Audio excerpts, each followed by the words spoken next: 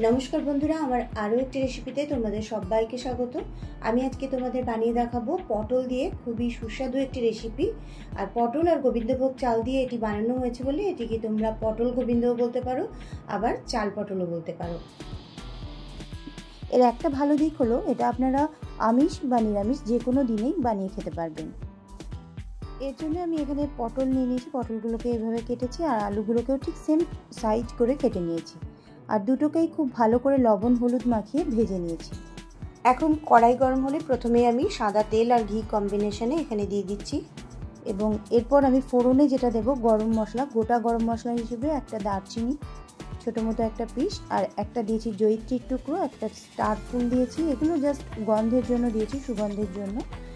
এগুলো সমস্ত কিছু ফোড়নে দিয়ে দিলাম। যেহেতু এটা একটু পোলাও টাইপের খেতে হবে, সেহেতু এই গরম মশলাগুলো একটু বেশি পরিমাণে আমি এখানে ব্যবহার করলাম। ফোড়নটা ভালো করে ভাজা ভাজা করে নিয়ে আমি এখানে ফোড়নে দিয়ে দিচ্ছি দুটো তেজপাতা এভাবে কেটে দিয়ে আর একটা শুকনো লঙ্কা। তারপর ভালো করে একটু ভাজা ভাজা করে নিলাম।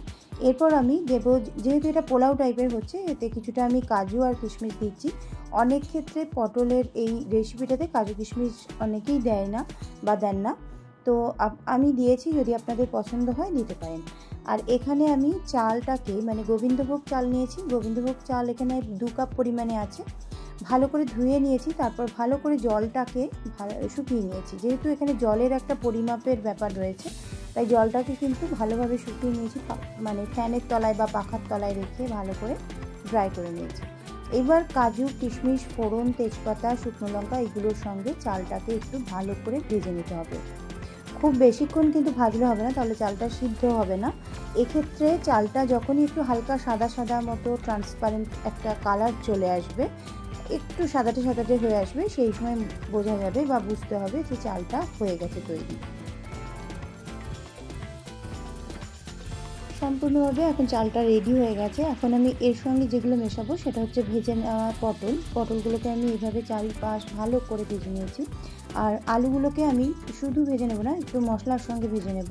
তো আলুর একটা প্রিপারেশন মতো বানিয়ে নেব, তারপরে এর সঙ্গে আমি মেশাবো। ততক্ষণ এটা একটুখানি কুক হতে থাকুক পটলের সঙ্গে, আর আমি ওইদিকে আলুটাকে কিভাবে তৈরি করে নেব সেটা দেখাচ্ছি। আলুটাকে এই অবধি হয়ে গেছে, মানে কষানো হয়ে গেছে লাল লাল করে। এরপর আমি এখানে একটা পেস্ট ব্যবহার করব। এই পেস্টটা আমি বানিয়েছি কাঁচা লঙ্কা টমেটো আর আদা দিয়ে। এটা আমি মানে হাফ কাপ মতো এখানে ব্যবহার করলাম, যেহেতু পুরো রেসিপিটার জন্য। এখানে দিয়ে দিলাম আমি স্বাদ অনুযায়ী লবণ, আর অল্প একটু দিয়ে দিলাম জিরে গুঁড়ো। এই দুটো দিয়ে আমি ভালো করে এটাকে তেল বেরোনো অবধি কষিয়ে নিলাম। তারপরে এটাকে আমি এই চাল পটলের মধ্যে দিয়ে দিলাম আলুটাকে। এতে কিন্তু আলুটা খেতেও অনেক ভালো হবে, আর যেহেতু এই মশলাটাও পড়লো, তাতে করে পোলাওয়ের যে স্বাদটা সেটা কিন্তু আরও ভালো হবে। এখন এই কাপে করে আমি 2 কাপ, এটা কিন্তু চায়ের কাপের থেকে একটু বড় সাইজের কাপ, এই কাপে করে আমি 2 কাপ চাল এখানে নিয়েছি। আর সেই হেতু আমি 4 কাপ জল এখানে ব্যবহার করব। তার মধ্যে 3 কাপ জল দেবো আর 1 কাপ আমি দুধ ব্যবহার করব। 3 কাপ জল এখানে আমি গরম করে নিয়েছি, গরম করে নিয়ে দেওয়াই ভালো এখানে। আর 1 কাপ দুধটা আমি পরে ব্যবহার করব। এখন এই চালটা মানে চাল পটল আলু সমস্ত কিছু, এই যে জলের পরিমাণটা দিলাম, মানে 3 কাপ জল দিলাম, এটা দিয়ে ভালো করে এটাকে কুক করে নেব। একদম প্রায় নরম সিদ্ধ হয়ে আসবে, ততক্ষণ পর্যন্ত জলটার দ্বারাই যেন সিদ্ধটা হয় সেইভাবে সেটা দেখতে হবে। আর তারপর সিদ্ধটা হতে একটুখানি হয়তো বাকি আছে, সেই সময় আমি বাকি ব্যাপারটা এই দুধটা দিয়ে সিদ্ধ করব। এখন একবার ভালো করে নাড়াচাড়া করে নিলাম, তারপর দুধটা চারিপাশে ছড়িয়ে দিলাম। এখন ভালো করে মিশিয়ে নিয়ে ঢাকনা চাপা দিয়ে রাখবো। আর গ্যাসের আঁচটা একদম সিম থাকবে, ভীষণভাবে একদম মানে যেটা লোতে থাকবে। আর এখন চালটা প্রায় মানে মোটামুটি 95% সিদ্ধ হয়েই গেছে। এটা দেখে নিলাম, তার কারণ হচ্ছে এখন আমি চিনি যেটা দেব সেইটা ব্যবহার করতে পারবো। পুরোপুরি সিদ্ধ না হলে কিন্তু চিনিটা দেওয়া যাবে না। এখানে লবণ অ্যাড করে দিলাম, চেক করে দেখলাম একটু লবণটা কম লাগছিলো।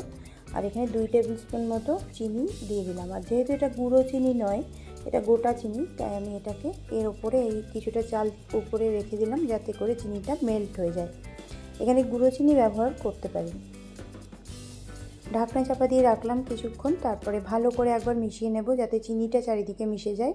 আর কিছু কাঁচা লঙ্কা এখানে আমি অ্যাড করে দিচ্ছি। যাতে ঝালের সঙ্গে সঙ্গে ফ্লেভারটাও অ্যাড হয়। খুব বেশি ঝাল যাতে না হয়, তাই এতক্ষণ পর আমি কাঁচা লঙ্কাটা অ্যাড করলাম। এখানে একটু দেখিয়ে দিচ্ছি, চালটা কিন্তু খুব সুন্দর সিদ্ধ হয়েছে আর ভীষণই ঝরঝরে হয়েছে। এখন একটা পাত্রের মধ্যে এটাকে আমি নিয়ে নেব। তার আগে তলায় কিছু কাজু, এইভাবে ভাজা কাজু ছড়িয়ে দিলাম, যাতে করে যখন বাটিটা উল্টাবো যাতে করে কাজুগুলো ওপর থেকে দেখা যায়। এভাবে ভালো করে দিয়ে বেশ সুন্দর করে চেপে চেপে দিতে হবে, নাহলে পটলগুলো মাঝখান থেকে চাল মানে বাটিটা যখন তৈরি হয়ে যাবে তখন ভেঙে দিতে পারে। এই কারণে ভালো করে চেপে নিতে হবে। এবার আমি বাটিটা তুলে নিচ্ছি। দেখুন ওপর থেকে কাজুগুলো খুব সুন্দর লাগছে দেখতে, আর পটল দু একটা এখানে দিয়ে দিয়েছিলাম। আর এটা আমি পটল ভাজা দিয়ে পরিবেশন করছি।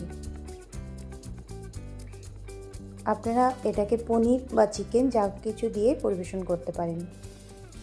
আর একটু মিষ্টি মিষ্টি হয় বলে কিন্তু যে কোনো নোনতা পদ দিয়ে এটা পরিবেশন করতে পারেন। আজকের মতো এই পর্যন্তই। অনেক অনেক শুভেচ্ছা রইল।